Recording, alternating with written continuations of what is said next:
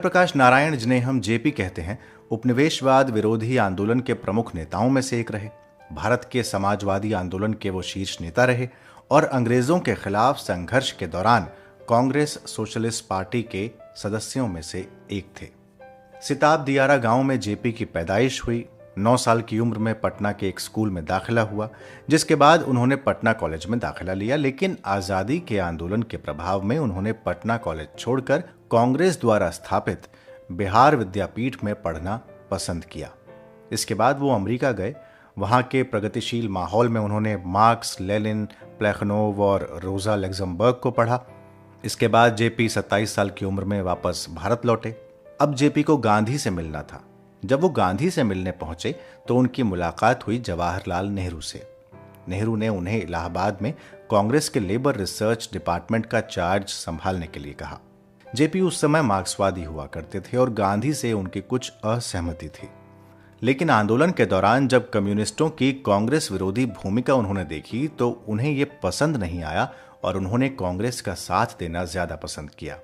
1932 में उन्होंने कांग्रेस के महामंत्री के तौर पर देश में संघर्ष का संचालन किया। इस समय गांधी और नेहरू समेत कई नेताओं को जेल में डाल दिया गया था।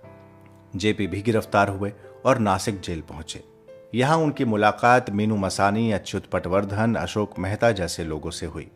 इन नेताओं की आपसी बातचीत और विचार विमर्श का परिणाम यह हुआ कि आगे चलकर कांग्रेस के भीतर कांग्रेस सोशलिस्ट पार्टी का गठन हुआ।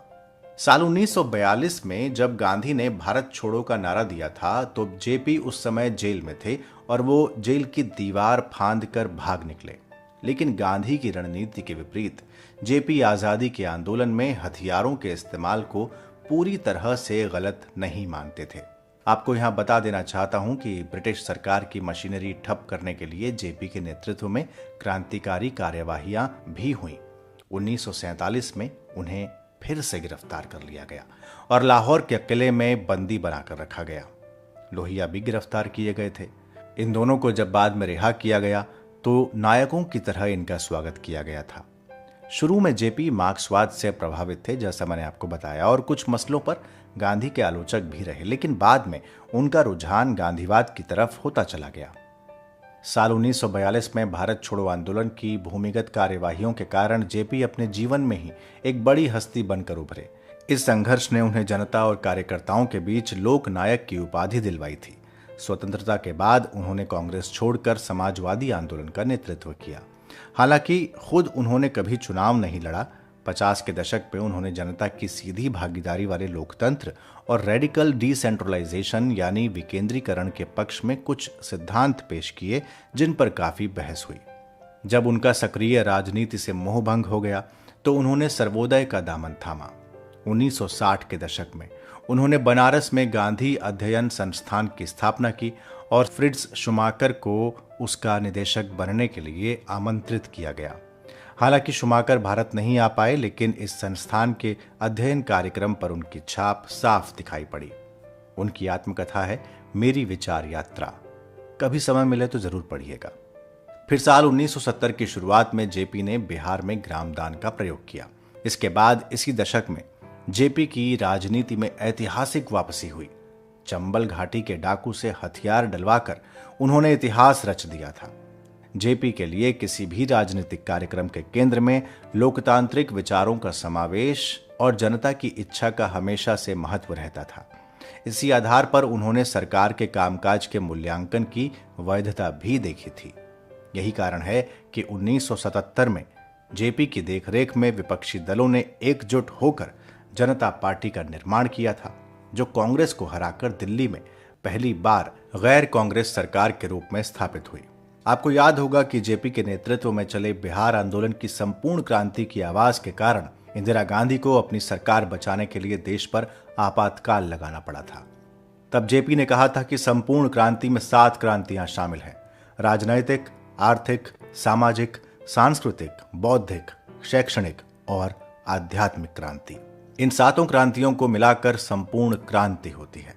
गिरते स्वास्थ्य के बावजूद उन्होंने बिहार में सरकारी भ्रष्टाचार के खिलाफ आंदोलन किया था। 1975 में इंदिरा गांधी ने आपातकाल की घोषणा की, जिसके अंतर्गत जेपी सहित 600 से अधिक विरोधी नेताओं को बंदी बनाया गया और प्रेस पर सेंसरशिप लगा दी गई। लेकिन जेपी ने सत्ता का परिवर्तन करवाया, पर वो खुद सत्ता और सरकार से दूर रहे। इससे पहले जवाहरलाल नेहरू ने भी उन्हें सरकार में शामिल होने का निमंत्रण दिया था, जिसे जेपी ने यह कहकर मना कर दिया था कि उनकी सरकार गांधीवादी कार्यक्रमों के प्रति संवेदनशील नहीं है। वैसे एक समाजवादी चिंतक के रूप में जेपी के विचार ना तो पूरी तरह से गांधीवादी खांचे में फिट होते हैं और ना ही उन्हें मार्क्सवाद की श्रेणी में रखा जा सकता है। चुनाव पर आधारित लोकतंत्र को वो पूरी तरह से जनता की इच्छा का प्रतिबिंब भी नहीं मानते थे। उनका कहना था कि सभी तरह की सत्ता सीधे सीधे जनता के हाथों में होनी चाहिए। उन्हें ट्रस्टीशिप की आलोचना करते हुए भी देखा गया। यानी आजादी के बाद जेपी ने भारतीय लोकतंत्र के लोकतांत्रिक होने पर सोचना शुरू कर दिया था। उन्होंने बताया कि भारत जैसे बड़े देश में विकेंद्रीकरण, सामुदायिक स्वास्थ्य और ग्राम सुधार जैसे कार्यक्रम पर जोर दिया जाए। 1974 में जब जेपी ने जन आंदोलन का नेतृत्व संभाला था तो उन्होंने पॉलिटिकल सिस्टम को सुधारने के लिए जन कार्यवाही का आह्वान भी किया था। उनकी मांग भ्रष्टाचार खत्म करने की थी, चुनाव सुधारने की थी, महंगाई, शिक्षा व्यवस्था बदलने की थी और बेरोजगारी खत्म करने की थी। इस आंदोलन में विपक्षी पार्टियां बड़े पैमाने पर भागीदारी कर रही थी, लेकिन छात्र और नौजवान इस आंदोलन की प्रमुख धाती थे। इन युवकों ने दलविहीन लोकतंत्र के सिद्धांत की संभावनाओं को तलाशना शुरू किया। लेकिन कुछ ही समय बाद 8 अक्टूबर 1979 को जयप्रकाश नारायण का निधन हो गया। 1999 में उन्हें मरणोपरांत भारत रत्न से सम्मानित किया गया। इसके अलावा समाज सेवा के लिए रेमोन मैग्सेसे पुरस्कार से भी वो सम्मानित हो चुके थे। तो ये थी जानकारी जयप्रकाश नारायण के बारे में। आप जेपी के बारे में क्या क्या जानते हैं? अगर आप कुछ जानते हैं जयप्रकाश नारायण के बारे में, उनके सिद्धांतों के बारे में, उनके कार्यों के बारे में, उनके लिखे